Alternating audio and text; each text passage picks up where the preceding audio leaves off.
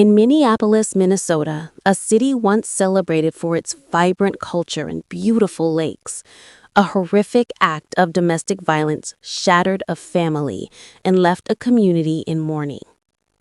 On the morning of Sunday, August 2025, 34-year-old Riah Rosanna Samuels, a loving mother of two, was ambushed outside her home near the intersection of Russell Avenue North and 14th Avenue.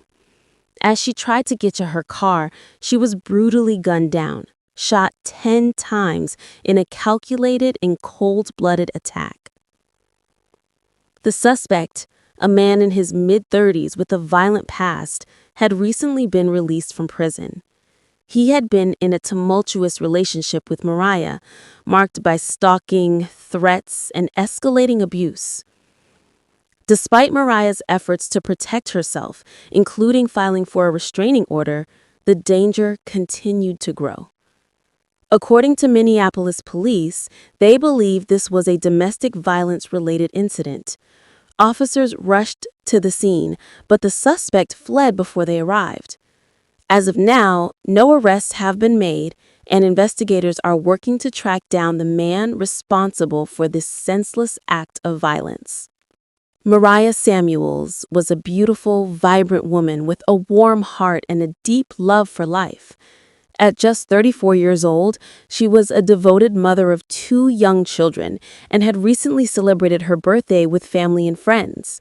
She worked as a dog groomer and was described by those closest to her as welcoming, kind, and full of life.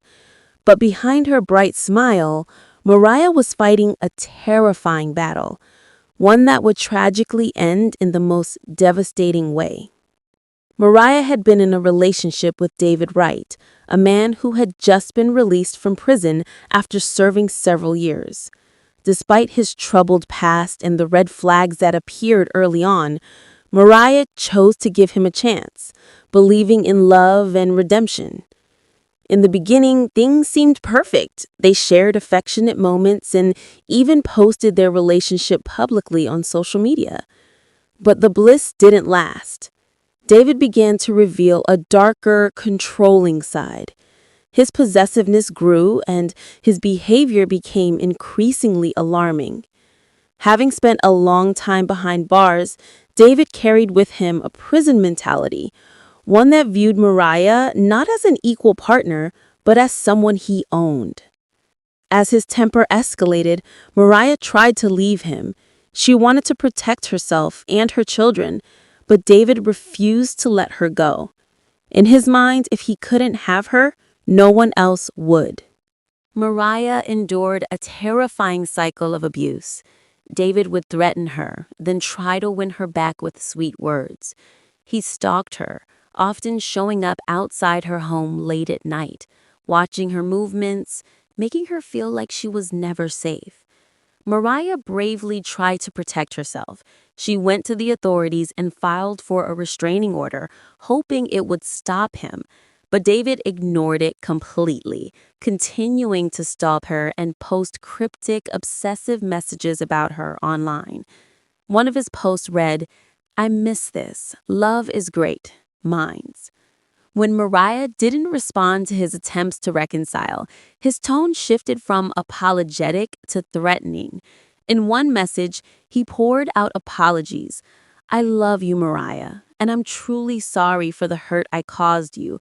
I will regret that night for the rest of my life." But when she stayed silent, his rage boiled over.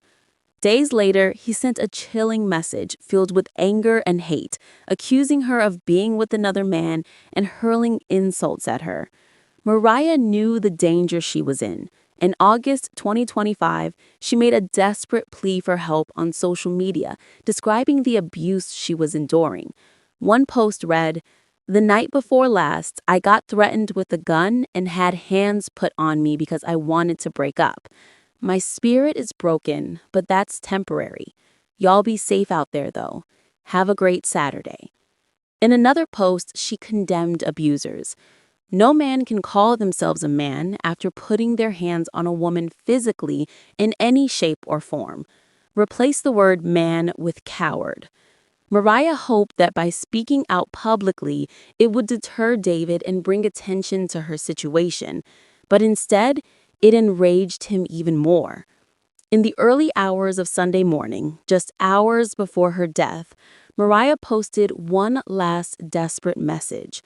"I was trying to stay silent, but stalking me at 4 in the morning and the police ain't doing anything besides serve him with a protective order, and clearly it's not doing anything." This would tragically be her final post. Around 8 a.m., Riah stepped outside her home near the intersection of Russell Avenue North and 14th Avenue in Minneapolis, Minnesota. She may have been heading to her car, perhaps hoping to escape the escalating danger. But David was already there, lying in wait. In a brutal, cold-blooded attack, he ambushed her, firing 10 shots, far more than what would have been necessary to kill. This was an act fueled by rage, control, and a refusal to let her live without him. Riah's family later revealed she'd tried to get away, possibly by jumping into her car, but David showed no mercy. Riah's family is shattered. Her aunt shared their pain. "My niece was gunned down by a violent ex-boyfriend that she had a restraining order on. This could have been prevented." Riah's death was especially devastating because her family has experienced this kind of tragedy before. She became the 4th woman in her family to be murdered by someone who once claimed to love them. Now, her 2 young children are left without a mother, and her family has gone from planning her birthday to planning her funeral.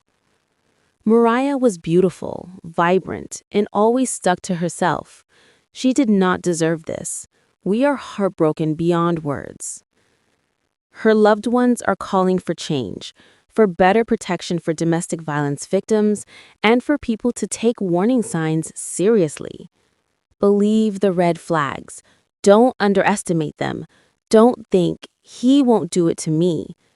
Call the police, and if they don't act, go above and beyond to protect yourself at all costs. David fled the scene before police arrived. At the time of reporting, no arrest had been made. Meanwhile, Riah's family set up a fundraiser to help care for her children and cover expenses during this painful transition. Riah Samuels' story is a heartbreaking reminder of the dangers many domestic violence survivors face. She did everything she could. She left, she spoke out, she got a restraining order, and she pleaded for help. But the system failed her. May Riah's memory be a blessing to those who loved her, and may her tragic death inspire a greater fight for justice and safety for all survivors of abuse.